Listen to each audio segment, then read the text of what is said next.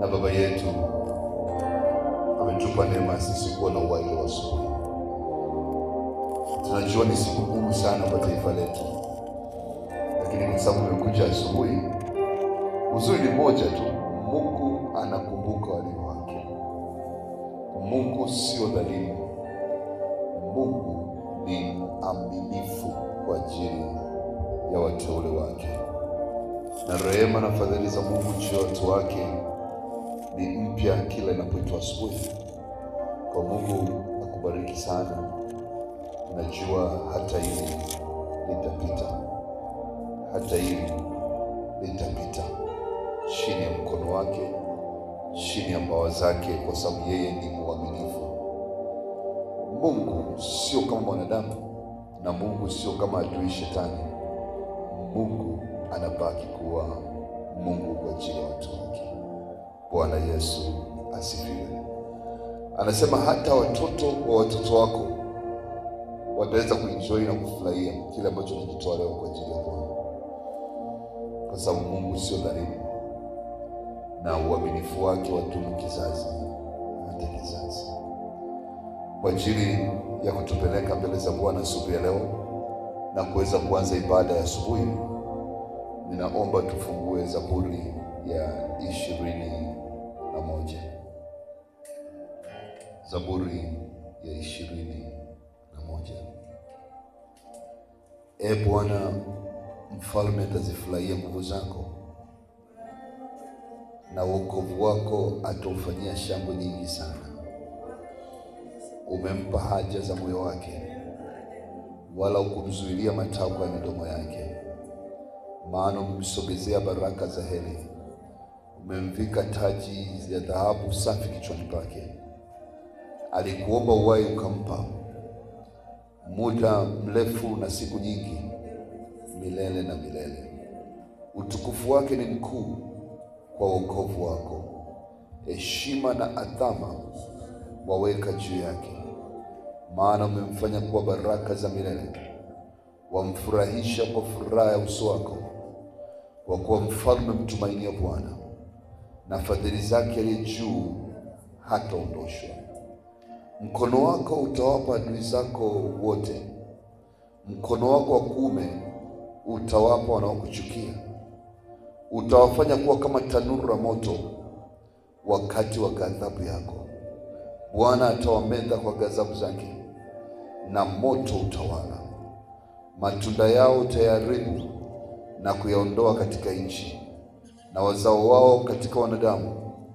Madhari walinuia kutenda mabaya, waliwaza hila wasipate kuitimiza.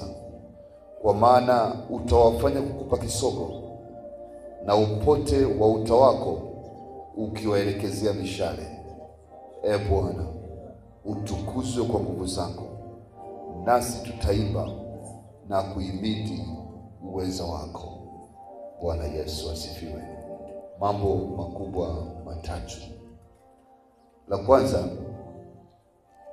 unajua kuna watu wanasema hivi: ukiwa unaomba, ukianza kuomba nyumba, ukianza kuomba gari, wewe ni mtu wa mwilini. Mpendwa katika Bwana, wanasema ukishauriwa jambo jiongeze na za kwako. Yesu asifiwe. Tunasoma hapa, anasema Bwana atakupa haja za moyo wako. Sasa wewe unayefundisha hivyo, yeye anatoa wapi? Bwana Yesu asifiwe. Unajua, sio maana yake kwamba ushindwe kuombea kazi ya Mungu. Hapana, hiyo ni sehemu ya maombi yako, lakini kuna haja ya moyo. Haja ya moyo mwanadamu ni nini? Apate neema ya watoto, apate ulinzi katika maisha haya, apate baraka ya kuwa na furaha katika maisha haya. Sasa vile vya mwilini, anasema utafuteni kwanza ufalme wa mbinguni. Ufalme wa mbinguni maana yake ni kuja kusali. Ufalme wa mbinguni maana yake ni kuja kuombea kanisa. Ufalme wa mbinguni maana yake ni kumhubiri Yesu. Anasema unapofanya hivyo, hayo mengine yote, anajua moyo wako una kitu unakihitaji zaidi ya hilo, anasema mtazidishiwa. Kwa maandiko yanavyotuambia katika mstari wa pili ni kwamba, mstari wa pili, Mungu atakupa haja za moyo wako, maadamu Biblia imeweka masharti. Mungu hatazuilia jambo lolote lilo jema kwa wamchao. Narudia, Mungu hatazuilia jambo lolote lililo jema kwa wamchao. Maadamu ni jambo jema, basi unapoendelea kumwomba Mungu hatazuilia. Na usiombe kwa tamaa. Kwa mfano, ukiniambia leo mimi hata uniroge, sihitaji gorofa, sijai kuomba wala sijai kuomba Mungu katika maombi yangu yote, sitaki. Lakini inawezekana wewe unataka. Siwezi kuingilia haja ya moyo wako. Bwana Yesu asifiwe. Kwa kama Mungu atakupa neema ya kufanya hivyo, maadamu usiombe kwamba nataka nimuonyeshe fulani, nataka kwa ajili ya kumuonyeshia ndugu zangu wakija utanikoma. Sasa ukienda huko, mnasema mnaomba lakini hampewi, kwa sababu mnaomba kwa ajili ya tamaa zenu. Lakini kile ambacho ni chema, ukaona kwamba ni chema ndio kinakufaa wewe. Ndugu wangu mmoja juzi amemaliza ghorofa zake 2, anakaa na mke wake. Alafu tunajiuliza kwa ajili ya nini zote hizo? Nakwambia ndio unavyotaka. Bwana Yesu asifiwe. Ndicho alichokiomba kwa Mungu, na Mungu akampa haja ya moyo wake. Kwa siwezi kuingilia yaani mimi cha kwangu mimi ninachotaka siwezi kufananisha na wewe. Ndio maana kuna wengine warefu, wengine wafupi, wengine wanene, wengine mbamba, wengine weusi, wengine. Huwezi kulazimisha kitu ambacho mwingine anacho na mwingine sio nacho. Lakini Mungu anachosema hapo kitu kikubwa ni kwamba kadri moyo wako unachokihitaji katika uso wa dunia, kadri Mungu aishivyo na neema yake ilivyokuwa nyingi juu ya maisha yako, atakupa.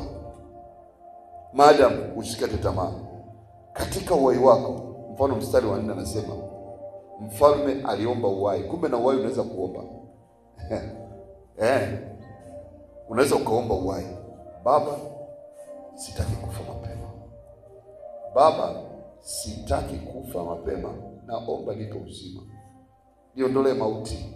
Unaweza ukaomba. Anasema aliomba uhai muda mrefu na siku nyingi, milele na milele. Aliomba. Ilivyo unalala, tutakusindikiza kwa sababu hujaomba. Na Mungu hamna tatizo. Sidhani kama ni automatic itakaa miaka 70. Nani anakudanganya? Naomba. Ikimpendeza sawa, lakini usiruhusu swala kusema kwamba ikimpendeza. Omba. Ili utakapoenda kule kwa Baba useme, Baba, mbona nilikuomba ukonipa duniani? Na Mungu hataki kukumbuka. Mungu ni mwaminifu kwa ajili ya watu wake. Lakini anasema akaomba utukufu kwa ajili ya ukuu wake, kwa sababu alikuwa mfalme. Mstari wa 5. Mstari wa 6 anasema aliomba baraka, wakampa baraka. Mstari wa 7 akasema aliomba aweze kuwa na hofu ya Mungu. Mungu akampa hofu ya Mungu. Mstari wa 8 aliomba maadui zake wasimshinde. Kwa sababu nilikwambia siku moja, whether unapenda au upendi, maadui wapo. Whether unataka au utaki, yaani hata ufanye mtu poa kiasi gani, utakutana na maadui. Yaani katika kupoa kwako kule unasema mimi mtu poa, mimi mtu wa peace sana. Huko jamaa wanakula na wewe. Bwana Yesu asifiwe. Lakini akasema akamwomba Mungu apigane nao wanaopigana naye. Mstari wa 9 anasema, mstari wa 10 Mungu akafanya wale maadui zake wanachofanya chochote wasifanikiwe. Mstari wa 11 anasema aliomba Mungu apambane na wao waliokusudia kumtendea mambo mabaya. Kwa kuomba tu mambo machache. Mstari wa 12 aliomba maadui wanapokuja kwa njia moja waondoke kwa njia 7, na Mungu akamjalia. Jamaa wanakuja mbio, wanataka kumpiga, wanakutana na moto wa Bwana, kwa sababu Mungu alikuwa pamoja naye. Kwa mwisho wa siku akasema, Baba, karia ndorobosa, utukuzwe. Baba, niseme nini? Akaimba pamoja na yule mtumishi wa Mungu aliyejuza, naweza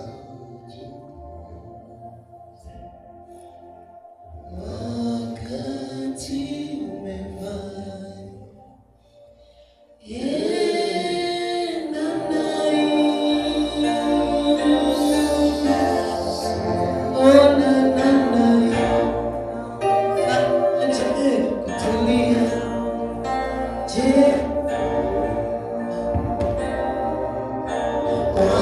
wakati umefanya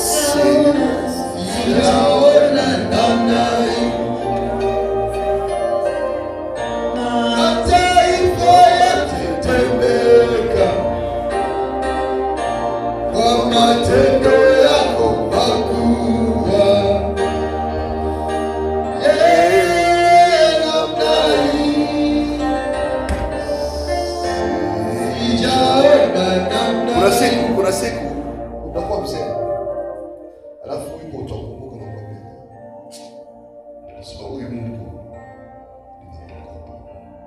sasa. Siku ile umepewa nafasi ya kuomba, anasema maadamu uzima ungalipo, muombe. Maadamu wewe ungalipo, omba. Huo ndio mtaji wako, huo ndio mtaji wa biashara. Ile pumzi inayotoka, ule uhai unaotoka, chukua nafasi ya kuja kumwabudu Mungu asubuhi. Ya thamani kupita nafasi zote duniani. Chukua nafasi ya kuwa kwenye ibada asubuhi. Ni nafasi ya pekee ya kuangusha ufalme wa giza, nafasi ya pekee ya kuongea na mfalme. Mweleza yale ambayo unataka moyoni mwako. Naweza kunyamaza wakati umefanya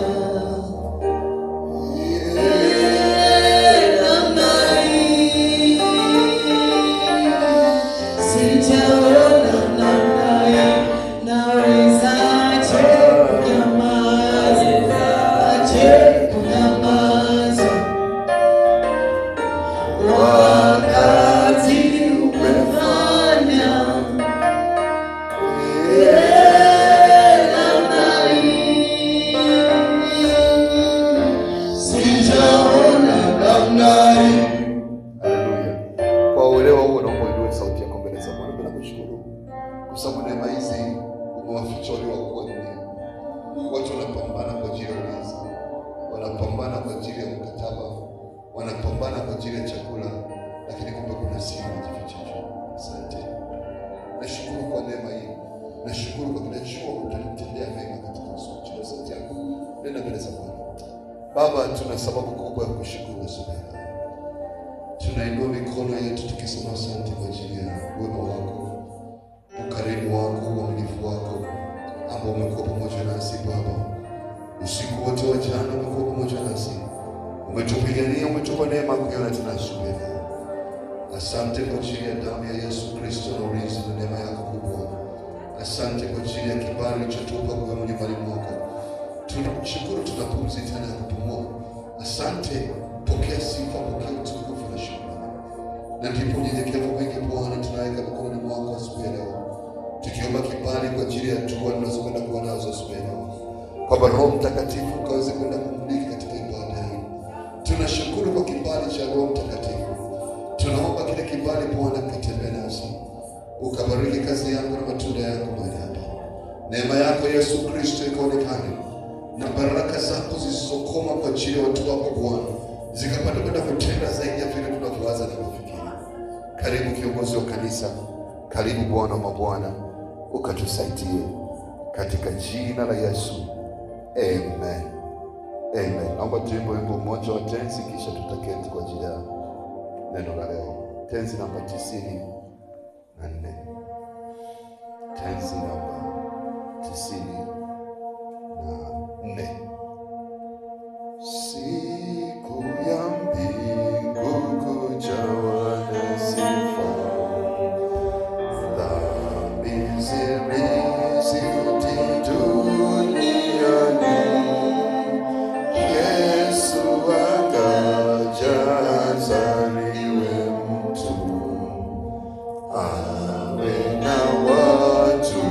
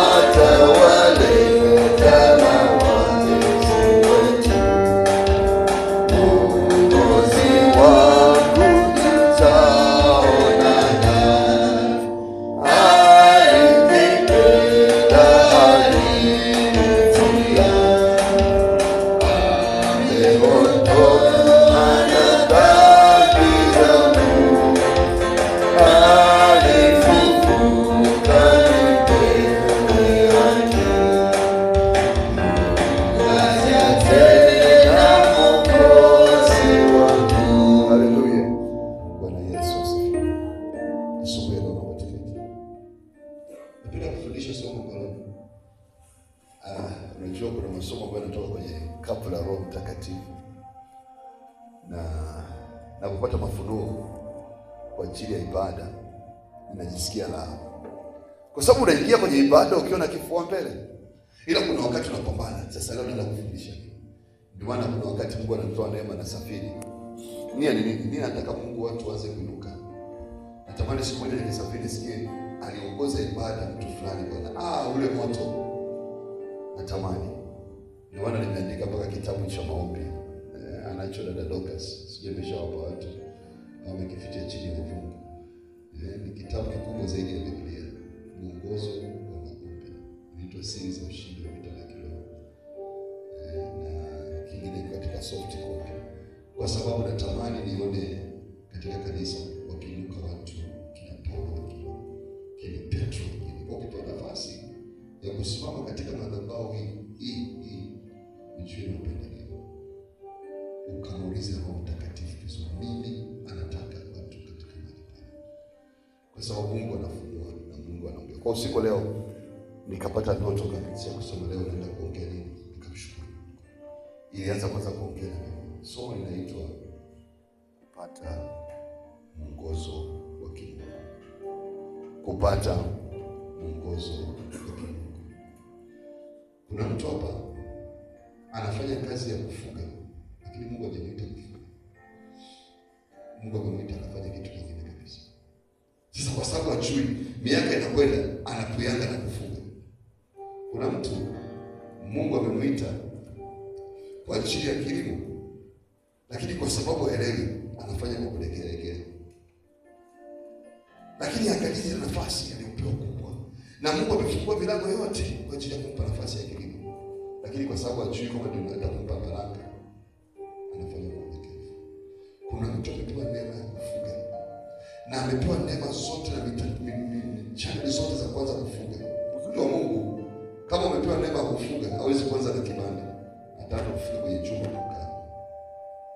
Uzuri wa Mungu, kama umepewa neema ya kulima, ataanza ulime pale nyumbani unapokaa. Mungu huwa anasema nimepata eka 20, nimepata eka 50, forget about it.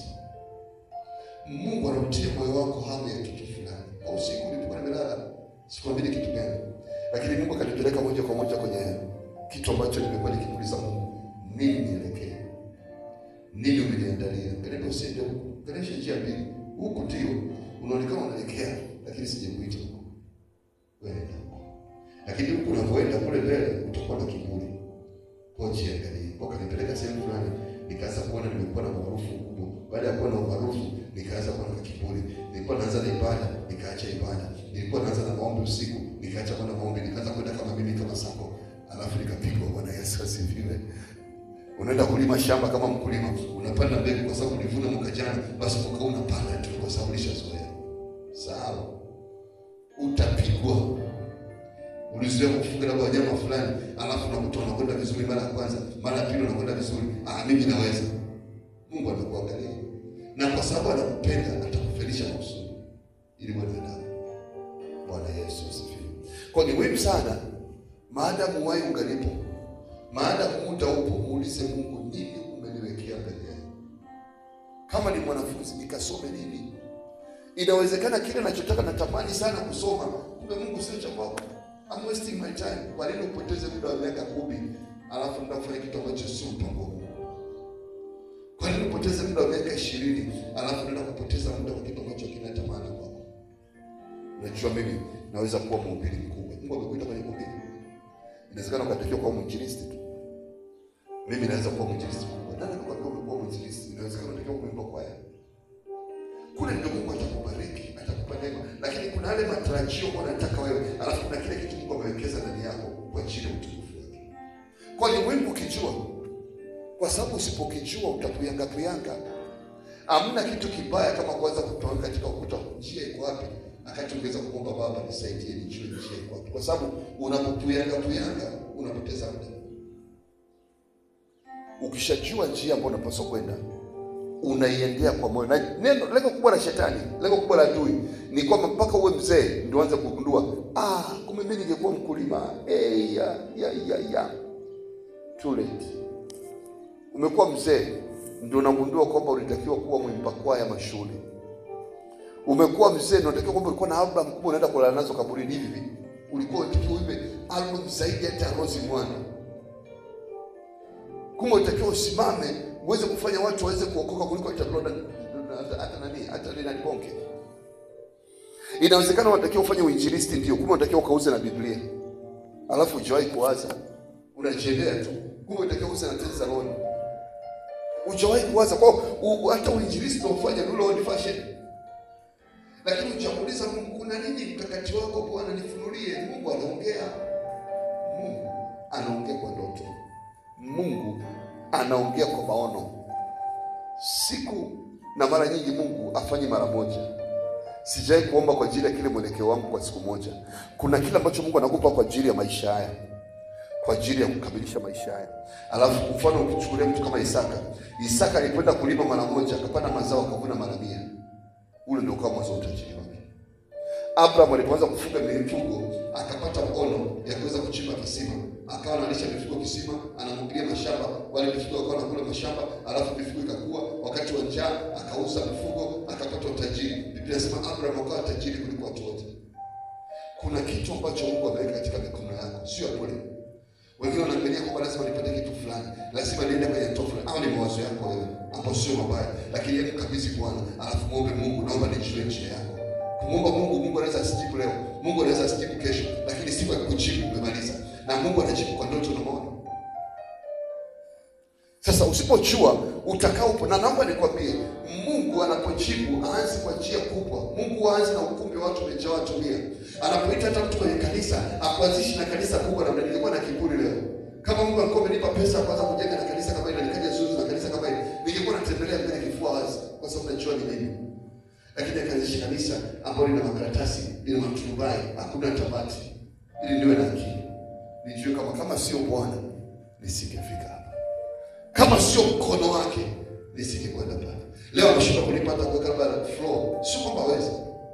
Ananifundisha kitu. Sio kwamba hawezi kufanya mambo makubwa, lakini hatua Mungu anakwenda hatua kwa hatua akiandaa moyo wako kwa ajili ya jambo kubwa. Kifaranga cha kuku kinaanza kuingia kwenye kwenye yai. Kinakaa siku 21 kwa mama yake. Alafu kinaanza kupiga kile domo, inapiga mpaka kinatoka. Na kinakuwa kiweze kula, kinaanza kapaa chini, akichuia hata chochote, akinyonya hata kunyonya kwa sababu hakuna maziwa ya ng'ombe yako. Lakini baada ya muda sio mrefu kinaanza kula nafaka. Na muda sio mrefu anakuwa kuku mkubwa ambao watu wanakula na mwisho. Mungu anakwenda katika hatua kama hizo. Kuwa tayari kutengenezwa na Mungu. Musa alitoka kama kiongozi. Mungu akampeleka moja kwa moja akakomboa Israeli. Akatumia akili yake akaua Waisraeli, akawapiga, akafunika mambo. Lakini Mungu akamwambia usije kuita, akampiga miaka 40 jangwani. Kubali kupitia kwenye jangwa. Kubali kunyonyolewa ili uwe mtu mpya.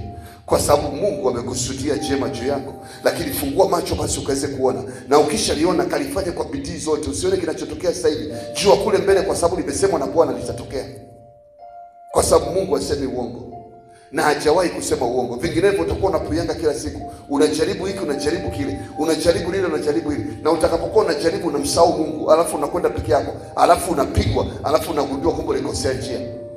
Tatizo ile saa nikija kila siku asubuhi na shangaa kwenda airudi nyuma, miaka ikusubiri. Tunamaliza 2025, inawezekana bado umejaribu lile, umejaribu lile, umejaribu lile. Natamani leo ufike hatua kujua Mungu ameniandalia nini mbele yangu. Ndio maombi ya asubuhi ya leo. Baba, funua ile siri uliyoficha kwa ajili ya maisha yangu. Kitabu cha Kumbukumbu ya Torati 29:29 anasema mambo ya siri yamefichwa kwa Mungu wetu, lakini yale ambayo yamefunuliwa kwetu ni ya kwetu sisi na watoto wetu milele. Mungu ana siri kwa ajili yako. Ndio maana katika kitabu cha Zaburi sura ya 5 mstari wa 12 anaongea juu ya Mungu kuweza kukupa neema wewe kwa ajili ya kujua kibali kwa ajili ya siri za maisha haya. Mstari wa 12 anasema, wewe utambariki mwenye haki, Bwana atamdhubushia radhi kama ngao. Lakini mstari wa 8 anasema, Bwana uniongoze kwa haki yako, Bwana uniongoze kwa haki yako, kwa sababu ya hao wanaoniotea, uisawazishe njia yako mbele za uso wako. Kumbe kuna njia ya Mungu mbele za uso wako. Sasa inaweza kuwa na mashimo, inaweza kuwa eleweki. Kwa Mungu anatakiwa aisawazishe ili uweze kutembea huko, vinginevyo utabaki unabangaiza. Na hamna kitu kibaya kubangaiza wakati unamjua Mungu. Unaweza kuwa unakuja kanisani ndio, lakini hujawahi kukaa chini ukasema, Mungu na shida mwezi huu, nahitaji kabla mwaka huu hujaisha niweze kujua nini umeniandalia kwa ajili ya maisha yangu, niweze kujua kitu gani umekiweka kwa ajili ya mimi kuweza kutoka hapa nilipo. Hiyo ndio maombi ya siku njema ya leo. Zaburi 25:14 anasema, siri za Bwana zina hao wamchao, na katika hao Mungu ataonyesha agano lake. Kwa ni mpango wa Mungu akudhibitishie agano lake. Kitabu cha Daniel sura ya 2 mstari wa 22 anasema, Bwana ufunua mambo yaliyojificha, anajua leo katika giza, na anakaa yeye mwanga, nuru yake inakaa milele. Lakini Waefeso 1:17 anasema, Mungu wa Bwana wetu Yesu Kristo, Baba wa utukufu, awape nyinyi roho ya hekima na mafunuo. Rigabo zekoriandarabaje, roho ya hekima na natamani asubuhi leo, Baba naomba roho ya hekima na mafunuo. Unaweza kupata roho ya mafunuo alafu kacheka kiburi. Unaweza kupata roho ya hekima lakini una mafunuo. Hekima ni unaweza kufanya maamuzi kwa sasa hivi, yuko very wise, lakini hana mafunuo ya kwenda mbele. Natamani leo Baba aachilie roho ya hekima na mafunuo ili ujue mkakati na mpango wa Mungu ulio wa kweli katika maisha yako. Tusimame.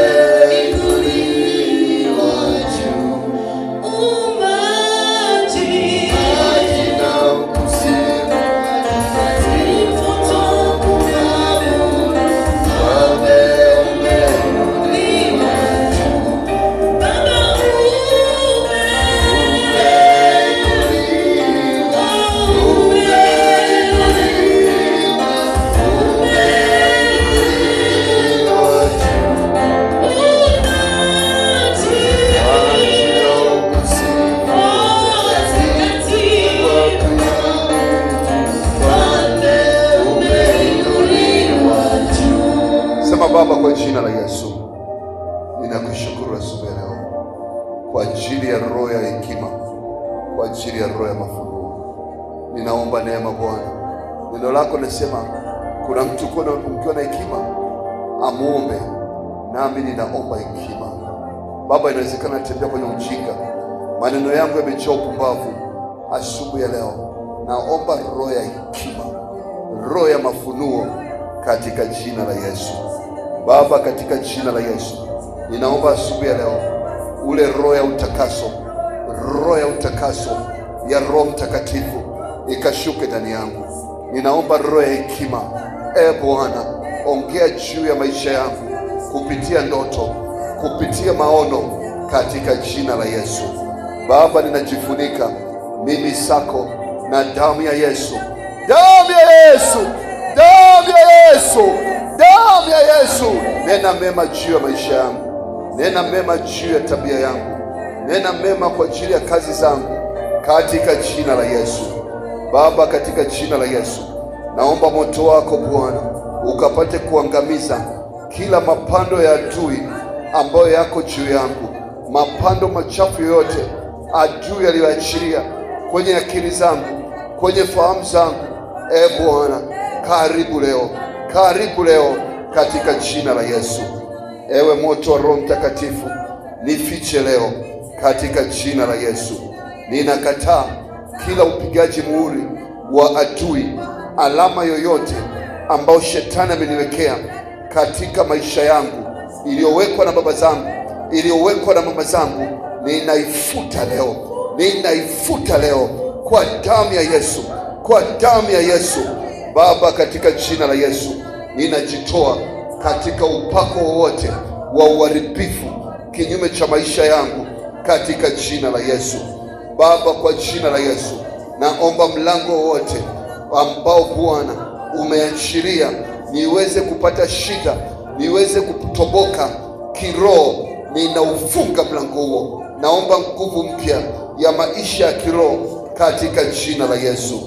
Baba, kwa jina la Yesu asubuhi ya leo ninaamuru kiungo chochote katika mwili wangu ambacho kitendi kile Mungu alichokusudia, ewe kiungo, tulia, nyamaza, tenda makusudi ya Bwana katika jina la Yesu. Baba, katika jina la Yesu, shika mkono wako kwenye tumbo, shika mkono wako kwenye tumbo, shika mwingine kwenye kichwa. Sema, Baba, katika jina la Yesu. Baba, katika jina la Yesu. Baba, katika jina la Yesu, naachilia moto, moto kutoka kwenye kichwa changu, tembea kwenye kifua changu, moto, moto, tembea kwenye tumbo langu, moto, angamiza kila kilichokaa, kila mapando ya shetani, moto, angamiza magonjwa, moto, angamiza maradhi kwenye miguu yangu, kwenye tumbo langu, kwenye vidole vyangu, moto. Baba, ninaomba moto wa uponyaji kupitia ibada hii ukatembea, moto, moto, ukaangamize kila pando la adui, moto, tembea, moto katika jina la Yesu, moto, kila pando la kuzimu toka. Baba, naomba uzima, naomba moto, moto kuunguza chochote ndani yangu ambacho sio cha Mungu, moto, moto katika jina la Yesu. Kuna moto unatembea, pokea asubuhi. Ule ugonjwa ulioingia nao leo utatoka nao. Yale maumivu uliyosikia leo hayatarudi tena. Nguvu inatembea ndani yako, inakula virusi, inakula wadudu, inakula bakteria katika jina la Yesu. Nyosha mikono juu, sema, Baba yangu, nimesikia neno lako asubuhi, nahitaji mwelekeo wa maisha, sijui nifanye nini, nisaidie, nisije nikapoteza muda. Bwana, nipe mwelekeo, ongea na mimi kupitia ndoto katika jina la Yesu. Mungu asubuhi, kwa jina la Yesu, nilikuwa naongea naye kwako asubuhi. Wewe unajua unageka na ngapi? Hebu mwambie asubuhi leo, mpe taarifa, usikae kimya. Mimi nataka nijue nini nafanya, nisaidie. Niwekane na kama nikisoma yenyewe. Kari ya ndogo usiku leo. Igara boshi kuri ndogo. Repasio ndogo shakuri ndogo. Meke repasio terepasio korobo. Rako bakari ya ndogo sekori ya ndogo. Reka bakari ya ndogo sekori ya ndogo. Mekori ya nderebaze. Roma singarano robo sako. Kari ya terebaji ya ndogo seko. Reka bakari ya ndogo sekori ya ndogo. Mekari ya ndogo sakori ya ndogo. Rako bakari ya ndogo sa. Mekori ya nderebasio tondoroboza. Reka bakari ya nderebaji ya ndogo sa. Remeza korienda raba shindo robosa. Rako bakarienda rabose korienda raba. Reka bakarienda reba. Remasio koromo seko. Rakoma kande reba se. Reka bakarienda robo shako. Roho Mtakatifu, onekana kwa ajili ya maisha yako. Jidhihirishe wewe Bwana. Onekana kwa ajili ya roho yako. Jidhihirishe wewe Bwana. Katika jina la Yesu, katika jina la Yesu, katika jina la Yesu. Baba, jidhihirishe juu ya wewe, nisaidie. Omba Roho Mtakatifu, roho ya mafunuo, roho ya hekima, ikawe miguu yangu ya maisha yangu kwa utukufu wako, ili Bwana nikatimize kusudi katika siku hizi chache ulizonipa chini ya uso wa nchi, katika jina la Yesu, amen. Asubuhi ya leo ombea tena kwa ajili ya taifa la Tanzania. Tunajua leo ni siku kidogo ngumu, basi Mungu akatusaidie hekima itumike na damu isimwagike. Mungu akatusaidie neema ikashuke katika jina la Yesu. Inua sauti yako kwa ajili ya taifa hili. Omba hekima kwa ajili ya viongozi, lakini pia omba hekima kwa ajili ya kanisa.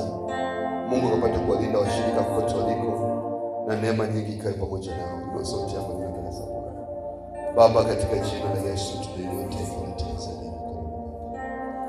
Tumesikia kelele za vita, tumesikia sauti ya mabishano.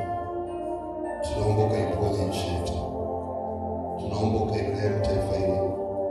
Damu yako Yesu ikapate kuonekana kwa ajili ya nchi. Neema ya Mungu ipitayo akili za wanadamu ikapate kuonekana kwa ajili ya nchi. Utukufu wako Bwana ukae pamoja nasi kwa ajili ya taifa. Damu yako Yesu ikanene mema kwa ajili ya watu wako. Baba, uliponye taifa letu, uponye maisha yetu. Neema yako Kristo ikapate kuwa nasi. Baba, ukapate kuonekana, ukapate kudhibitisha mwenyewe kwamba wewe ni Mungu, ukapate kujidhihirisha kwamba wewe unaweza. Tunaomba kwa ajili ya amani ya taifa letu, ukawape viongozi hekima na maarifa, ili wakaongoze hatua zote za taifa hili katika utukufu. Damu yako Yesu Kristo ikadhihirike katika nchi. Tunaomba utusaidie Bwana, hekima ipitayo akili za wanadamu, maarifa yapitayo hekima za wanadamu. Bwana, ikanene katikati yetu. Tunakuhitaji Mfalme, tunakuhitaji Bwana wa mabwana, katika jina la Yesu. Ukajidhibitishe kwamba wewe ni Mungu unaweza, hujawahi kubadilika, unaendelea kuwa Mungu. Rehema na fadhili zako kwa wote wakuchao Bwana ni mpya kama nini. Dhibitishe Bwana kwamba wewe ni Mungu usiyeshindwa. Tunaomba Baba uanze nasi siku ya leo, ukajidhibitishe kwamba Bwana unaweza. Yesu Kristo pekee ukajiinue. Anza nasi siku hii Baba, enenda nasi ukatuvushe salama. Tunaomba utulivu wa nchi yetu Baba. Tunaomba kwa ajili ya kanisa, popote washirika wa mahali hapa walipo, neema ya ulinzi juu yao, ukawezeshe kuvuka salama, ukawezeshe familia zao kuvuka salama. Tunakemea roho ya mauti, tunakemea roho ya kumwaga damu katika jina la Yesu. Baba, onekana kwa ajili ya taifa hili, kwa jina la Mungu Baba, Mwana na Roho Mtakatifu, amen. Tuseme pamoja sala ya Bwana. Baba yetu uliye mbinguni, jina lako litukuzwe, ufalme wako uje, mapenzi yako yatimizwe hapa duniani kama huko mbinguni. Utupe leo riziki yetu ya kila siku. Utusamehe makosa yetu kama nasi tunavyosamehe waliotukosea. Usitutie katika majaribu, bali utuepushe na yule mwovu. Kwani wako ni ufalme, nguvu, utukufu hata milele. Amen. Neema ya Bwana wetu Yesu Kristo na upendo wa Mungu Baba na ushirika mtamu wa Roho Mtakatifu uwe nasi sote sasa na hata milele. Amen. Hakika wema na fadhili za Bwana zitanifuata mimi siku zote za maisha yangu, nami nitakaa nyumbani mwa Bwana milele na milele. Amen. Mungu wa mbinguni awabariki sana. Mkawe na siku ya ushindi na amani ya Bwana ikatupe kibali kutana tena kesho asubuhi, katika jina la Yesu. Amen.